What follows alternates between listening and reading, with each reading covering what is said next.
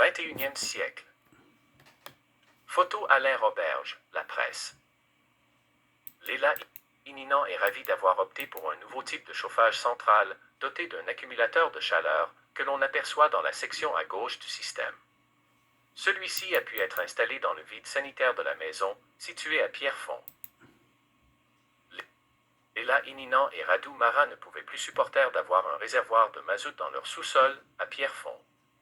Une généreuse subvention de 10 000 $ offerte par Hydro-Québec les a incités à adopter un nouveau type de chauffage central, avec un accumulateur de chaleur. Daniel Bonneau, La Presse. Ils ont bénéficié d'une aide financière supplémentaire de 5 000 $ de la Société d'État, en faisant installer en même temps une thermopompe centrale homologuée Énergie Star. Et ils ont profité de l'aide financière versée dans le cadre du programme Chauffer Vert. Les appareils de chauffage à mazout sont voués à disparaître, explique Léla Ininan, qui a 2 jeunes enfants, de 3 ans et 7 mois. Le nouvel appareil est tellement plus petit, il entre dans le vide sanitaire. J'ai presque gagné une nouvelle pièce dans le sous-sol. Photo Alain Roberge, La Presse.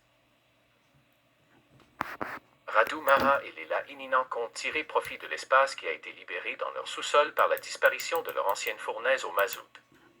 Pour des raisons écologiques et économiques, ils sont fiers d'avoir opté pour un nouveau type de chauffage central, avec un accumulateur de chaleur.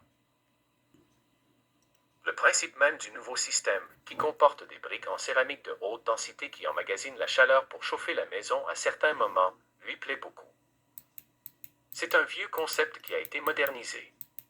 On chauffait des pierres autrefois et on les mettait dans notre lit. Enfant, j'ai fait cela avec mon lapin en espérant le réchauffer dans sa cage. Léla Ininan. Il faut dire que ma famille est d'origine finlandaise. Pour nous, c'est naturel de chauffer des pierres dans un sauna et d'en tirer la très grande chaleur qu'elle renferme, poursuit-elle.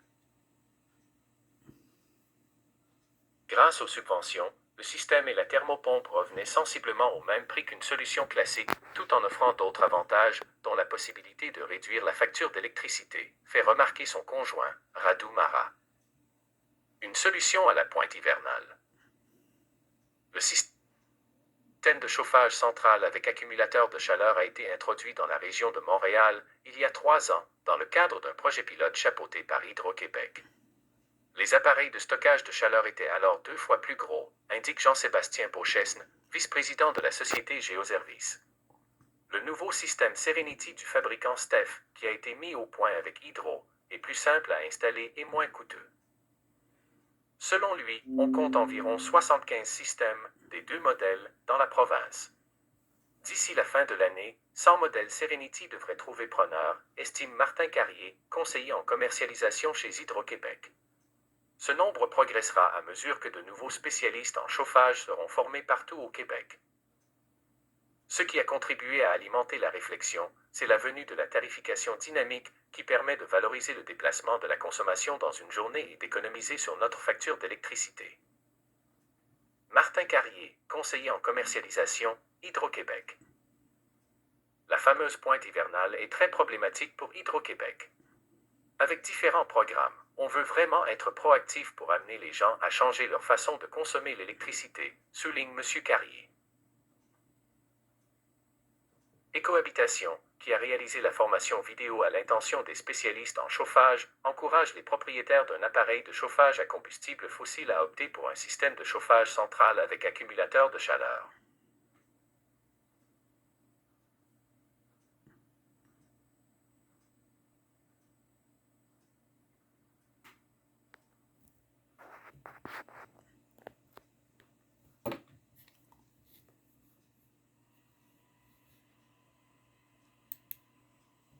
En tout, tous nos calculs et tous nos scénarios, quand on calcule la subvention, c'est le choix le plus économique, révèle Emmanuel Cosgrove, directeur général de l'organisme à but non lucratif.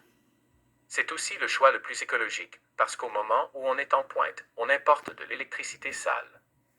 Les gens consomment par ailleurs beaucoup de gaz, avec un système à biénergie, quand il fait moins 12 degrés Celsius et moins. L'émission de gaz à effet de serre demeure importante. Cela représente annuellement une demi-tonne de GES pour un seul bungalow typique. Pour fin faciliter le remplacement de systèmes de chauffage à combustible fossile, Écohabitation prépare un programme de prêt financier avec des municipalités. Celui-ci pourrait être lancé au printemps 2023. Les accumulateurs de chaleur en bref. C'est quoi? Programmé pour consommer de l'électricité en dehors des périodes de pointe de 6 h à 9 h et de 16 h à 20 h, l'appareil accumule la chaleur grâce à des briques de céramique. Les éléments électriques cessant de fonctionner, moins d'électricité est consommée sans nuire au confort. C'est avantageux pour les abonnés au tarif FlexD. Le crédit peut être d'environ 200 $ par année sans avoir à faire quoi que ce soit. Qui est la clientèle cible? Principalement les propriétaires d'un système de chauffage central à combustible fossile ou à biénergie, en raison notamment de l'année de construction des habitations et de leur efficacité énergétique. Rien n'empêche les autres propriétaires de s'y intéresser, précise un porte-parole d'Hydro-Québec, mais les avantages financiers sont moins importants pour eux et la récupération de l'investissement sera plus longue. L'aide financière ne concerne pas les nouvelles constructions. Le programme Thermopompes efficaces est alors offert. Jusqu'à quand? Jusqu'au 30 juin 2023, Hydro-Québec verse une subvention de 10 000 $ aux propriétaires qui font installer un système de chauffage central avec accumulateur de chaleur. Une somme supplémentaire de 5 000 $ est versée si une thermopompe centrale homologuée Energy Star est aussi installée. À noter qu'à compter du 31 décembre 2023, il sera interdit de remplacer un appareil de chauffage au mazout par autre chose qu'un appareil de chauffage électrique. Coûts et subventions. Travaux de conversion huile vers électrique, avec accumulateur et thermopompe, environ 28 750 $, environ 25 000 $ plus taxes. Subvention, 16 275 $, 10 000 $ pour l'accumulateur de chaleur plus 5 000 $ pour la thermopompe plus 1 275 $ pour le programme chauffé vert. Coût net, environ 12 475 $. Travaux de conversion huile vers électrique avec accumulateur de chaleur sans thermopompe, environ 20 700 $, environ 18 000 $ plus taxes. Subvention, 11 275 $, 10 000 $ pour l'accumulateur de chaleur plus 1 275 $ pour le programme chauffé vert. Coût net, environ 9 425 $.